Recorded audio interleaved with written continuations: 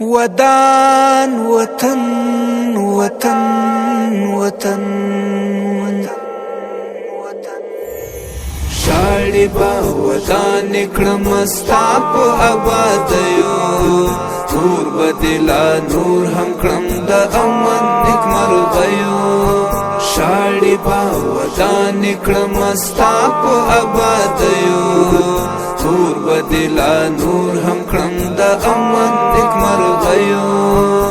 در کل رابطه برازی مجتمع اسپینزر بگم 35 جریب زمین که به تعداد 44 بلاک اعمار میشه. یک بخش عظیم از این را که قسمی که شما سوال کردین بلاکای بی ازی تشکیل میشه و بلاکای بی ازی که پهلوی سرک 40 متری است که وی به تعداد 6 منزل و 8 بلاک در اینجا می باشه و 4 بلاک از تجارتی است و 2 بلاک دیگه از رهایشی می باشه.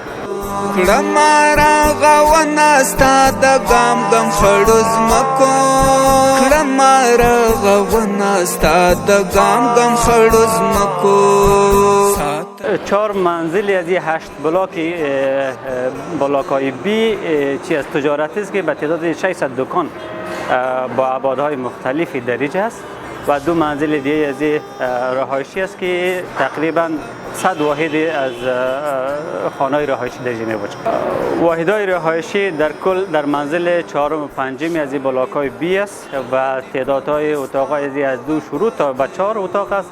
اتاق‌های خیلی کلان، آشپزخانه مجهز، سالن خیلی وسیع و در کل ویژگی خاص دیگه یکی است هم زینه و هم لفت مستقل در ساحه خانه‌های رهایشی ما است.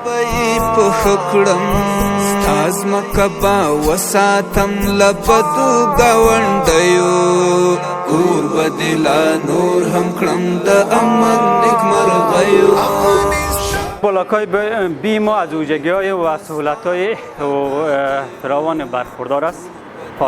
پارکینگ وسیع داره، ساحه سبز است برای بازی اطفال در اینجا که خصوصا برای کسایی که در زندگی میکنن برای خانه‌های رهایشی در اینجا در نظر گرفته شده. سیستم آلارم است و سیستم اطفائیه در اینجا است و سیستم سولار در اینجا تنظیم شده و زینه‌های برقی در اینجا است و زینه‌های فرار در اینجا در نظر گرفته شده. سهولت‌های وسیع هم در بخش بلاک‌های منازل‌های تجارتی و هم در رهایشی در کل در نظر گرفته شده. صنف‌های مختلفی در 8 بلاک از بلاک‌های بی ما در اینجا جابجا شده. سالن‌های ورزشی در اینجا است، رستوران‌ها است، کافی شاپ است که سوپرمارکت‌های خیلی وسیع است که با تمام امکانات‌ها مجهز در اونجا میباشه که تمام ضرورت‌های کسی که در میآید اینجا او را رفع کرده بتونه. نور بدلا نور هم کړم د امن نیکمرغیو شاړي با ودان کړم ستا په آبادیو. و خود بلاک‌های بی ما تقریبا 56 الی 60% از در مجموع کارها از پیش رفته و تعداد کارگرای ما در هر بلاک از روزانه 100 نفر 60 نفر تا 70 نفر است که در مجموع در این بخش تا روزانه 300 350 الی 400 نفر کارگر چی کارگر فنی و غیر فنی در اینجا مصروف کار است. کیفیت کار قسمی که قبلا هم یادآوری شدیم ما رابطه برای تطبیق از این پروژه نظر به نرم‌های ملی و بین المللی تعهد داریم و در راستا متحد میبانیم. از این حادثه هیچ کس نگرانی نداشته باشه.